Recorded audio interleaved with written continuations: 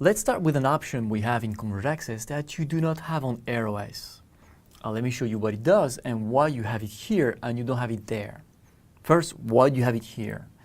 The reason is because the assumption is that on AirOS you have an appliance that is going to manage a lot of access points. So if you have a building, for example, a 5508 controller can take up to 500 access points.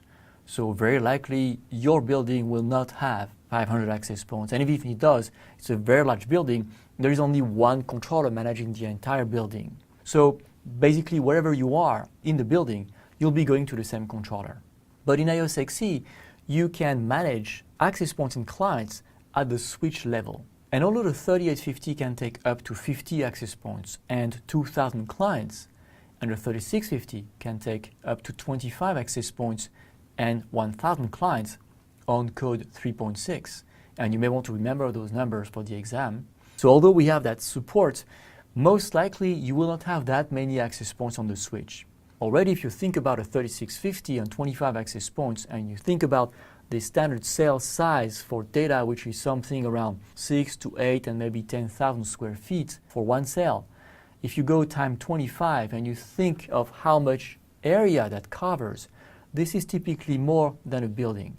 And even if it's not, if you look at the distance at which you go from the switch and you remember that we have only 100 meters max for your Ethernet cable, 328 feet, you cannot move away that much from that switch.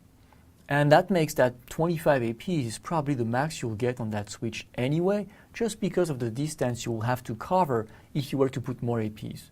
That is, unless of course you are in a very high density environment, which is another business. So very likely you will have a switch somewhere in the cupboard, and that one is going to have a couple of access points, maybe a few, maybe 10, maybe more, and that will be covering one area of your building. So if you look at that building as an example, and you look at what happens, you may have, for example, one switch in this area covering all the access points in that area. How many APs? I don't know, but probably a few. And then because of the sheer distance, more than 100 meters, you'll probably have another switch here covering this area as well for wired and for wireless, so you have the APs in this area managed by this blue switch. Okay, so far so good. So what's the problem? Well, the problem is when people walk in, because when they walk in, you will have probably a configuration that makes that those switches are in the same SPG, but the access points are not going to be connecting to the same physical box. So when people walk in, they'll be walking through the lobby, very likely, right? People don't usually jump through windows, and when they jump through windows, they do not always have a BYOD with them. So normal users walk through doors, and those doors get you into the lobby. So what happens is that you may have a problem that we call the lobby overload, where basically that switch, its access points is always going to be the first one to get these clients that you walk into the building with. So what?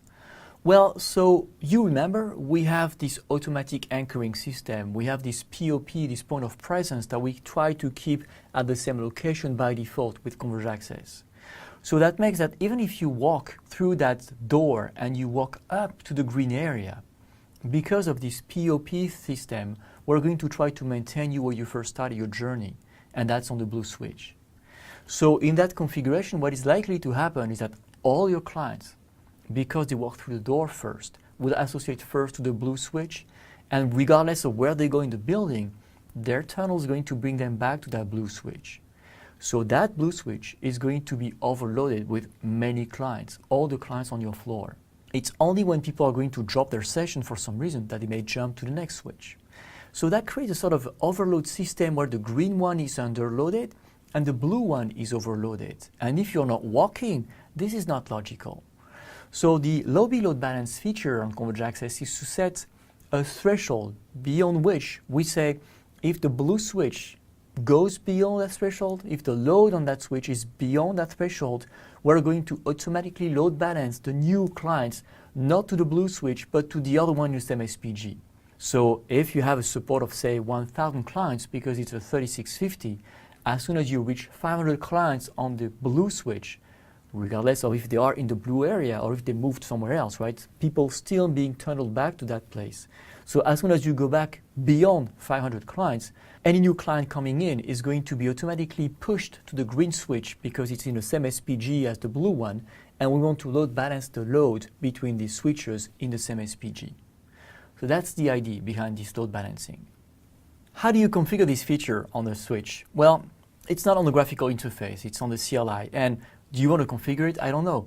There's a default here. What you can do is two things. Either disable that load balancing system, or what you can do as well is change the threshold. So here I'm on that switch, I say conf t, and the way I change the configuration is to say wireless, mobility, and here there is one option, which is load balance.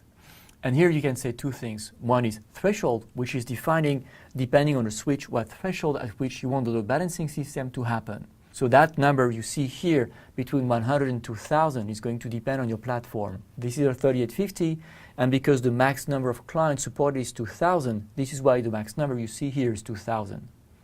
On a 3650, the max number you would see would be 1000. Default is 50%, which means that here default is 1000, and on 3650, of course, it would be 500. So the first thing you could do is change that number, either to change it to something lower, or if you want to kind of disable the feature, you can also put the maximum possible number, which is 2000 in that case.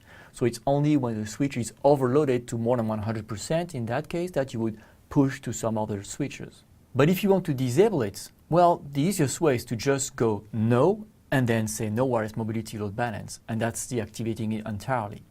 It's slightly different between deactivating it like I do here and setting the threshold to 2000. If you deactivate it when the switch is overloaded, well, there is no space for clients anymore, so we stop taking them. Whereas if you set the threshold to 2000, we still take those clients after 2000, we just send them to the other switch instead. So you see there is a subtle difference between these two settings. So that configuration is specific to Converged Access and it's CLI only. There is in the graphical interface something we call load balance, and that's a configuration you'll find also on AirOS, and that's very different. This is on the per access point level.